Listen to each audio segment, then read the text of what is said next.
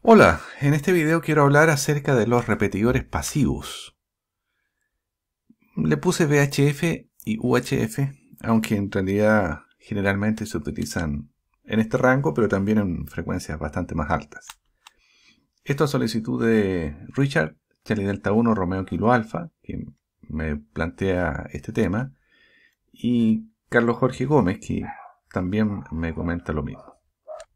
Así que se ve que es un tema de interés. Entonces, bueno, la idea de estos repetidores pasivos es interconectar dos puntos que no tienen acceso directo entre ellos y por lo tanto se hace una especie de triangulación con un repetidor pasivo en este punto. Entonces, en lugar de tratar de comunicarse directamente, se hace a través de este repetidor. Pero este repetidor, al ser pasivo, aquí hay otro esquema que muestra lo mismo, que se está evitando aquí un obstáculo, que sería aquí un cerro, una cadena montañosa, ¿no? Entonces la característica, como les decía, es que se trata de un repetidor pasivo. Y se entiende por un repetidor pasivo un simple espejo en el cual la señal va a rebotar, va a reflejar, ¿cierto? Y como les decía, son usados cuando la comunicación entre los dos puntos es dificultada por un accidente geográfico. Estos repetidores no amplifican la señal y por el contrario exhiben alguna suerte de atenuación, más o menos importante, ¿no? Eso hay que tenerlo en cuenta. Pero a cambio de eso tenemos varias ventajas. Por ejemplo, cuando el emplazamiento es poco asequible, está muy distante o muy accidentado o es muy caro llegar a ellos, un repetidor pasivo puede ser muy útil porque la mantención que requiere es mínima, tampoco requiere suministro eléctrico y por lo tanto se podría decir que son ecológicos, ¿no? Entre comillas, porque no se requiere transitar frecuentemente para hacerle mantención. No utilizan baterías, paneles solares, tendido eléctrico, etcétera, etcétera. Muy bien. Y hay, digamos que dos tipos. Uno que es del tipo espejo, el más simple, y el back-to-back o espalda con espalda, que son dos reflectores conectados por un coaxial o una línea de transmisión entre sí.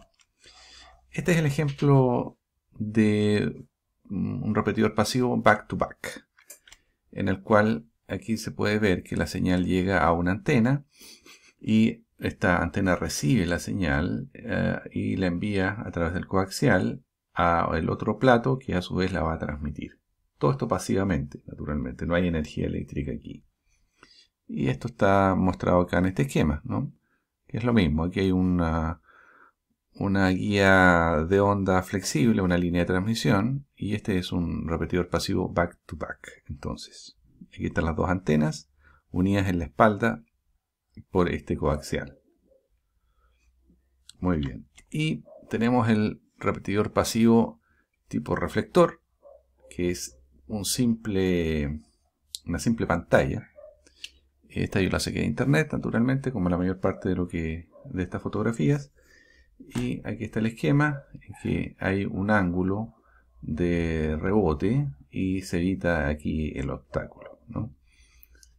Así que eso que parece un aviso caminero es un reflector pasivo de un plano, de un simple plano. Bueno, respecto a este tema, yo conversé con mi amigo Manfred XQ6FOD y él me envió algunos comentarios para compartirlos con ustedes. Él me dice que se trata fundamentalmente de enlaces para corta distancia hacia lugares que estén muy obstruidos. En estos casos sí podría ser de utilidad.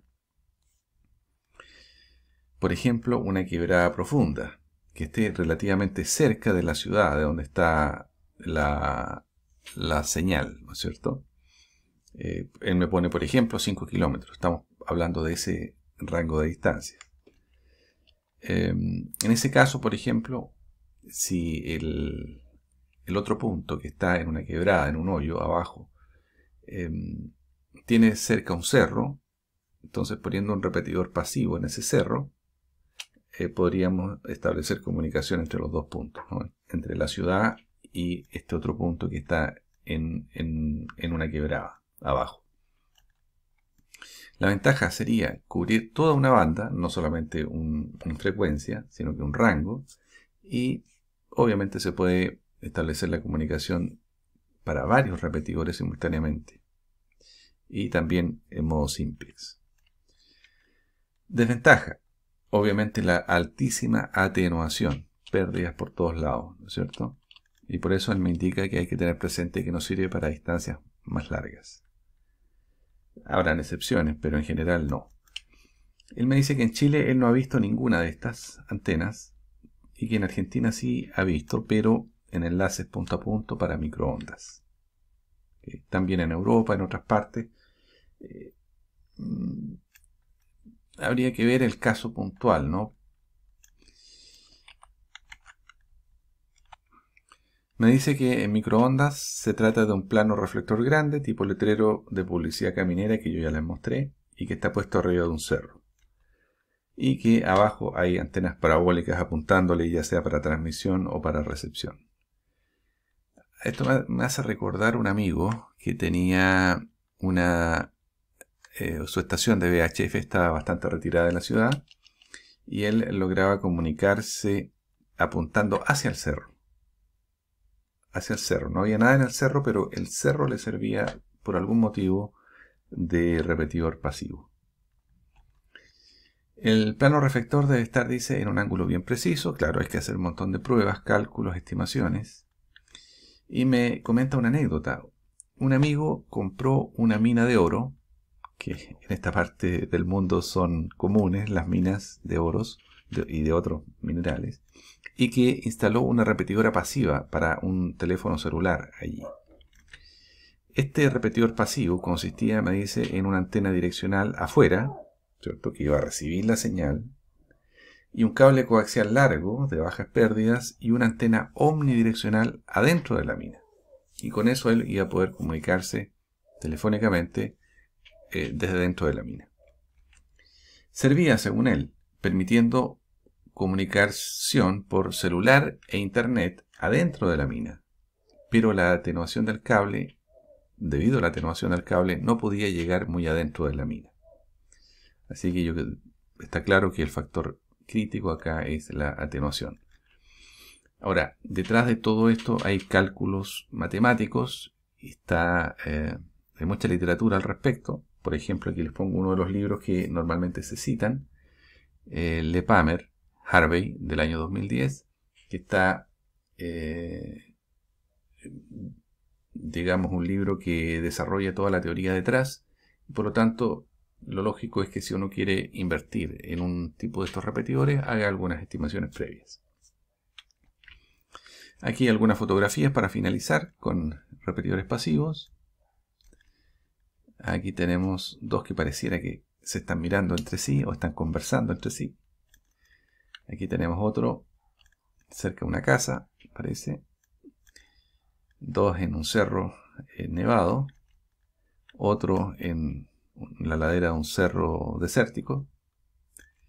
Y eso es. Algunas ideas, comentarios de repetidores pasivos. Sería bastante útil, por ejemplo, y simple, con dos antenas Yagi, por ejemplo para VHF o para UHF, ponerlas espalda con espalda, ¿cierto?, en las frecuencias de radioaficionados, y por esa vía proveer de mayor cobertura, ¿no? Ahora sería bastante interesante hacer pruebas con esto, con dos antenas tipo Yagi, ¿no?, conectadas entre sí con un coaxial, muy simple. Y hacer pruebas, ponerlas arriba de un cerro y tratar de unir dos puntos. Interesante. Eso es, amigos. Repetidores pasivos, VHF, UHF y frecuencias más altas. Espero que el video sea interesante. Compártalo si es así. Hagan comentarios y nos vemos en el próximo video. XQ2 Charlie Golf.